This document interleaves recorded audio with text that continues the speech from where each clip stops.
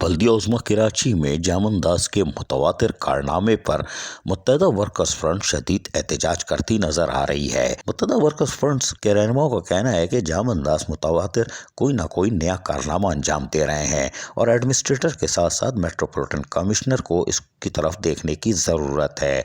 उनका कहना था कि बल्दिया उज़्मा कराची के ज़ेर इंतज़ाम रिहायशी मकानात फ्लैट्स में रिहाइश का हक बल्दिया उज़्मा कराची के मुलाजमीन और अफसरान का तो ज़रूर है, लेकिन डायरेक्टर अकोमोडेशन जामन दास हमेशा कोई ऐसा कारनामा अंजाम देते हैं जो हैरान कौन होता है। मुर्गा 2 दिसंबर 2021 हवाला नंबर 1729 के तहत म्युनिसिपल कॉरपोरेशन केमाड़ी के मुलाजिम को गैर कानूनी इख्तियारात इस्तेमाल करते हुए सोल्जर बाजार कराची में स्टाफ क्वार्टर नंबर 15 कवानीन की धज्जियां बिखेरते हुए अलर्ट कर दी है।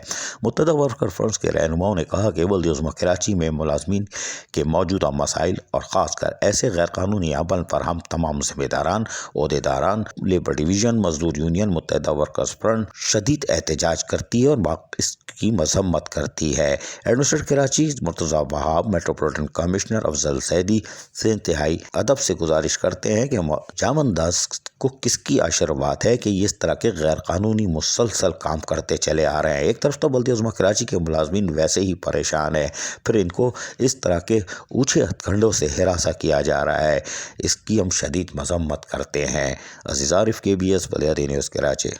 ऐसी ही खूबसूरत वीडियोस फ्यूचर में हासिल करने के लिए रेड बटन पर क्लिक करके और बेल आइकॉन को प्रेस करके हम सबके सब्सक्राइबर बनना मत भूलिए।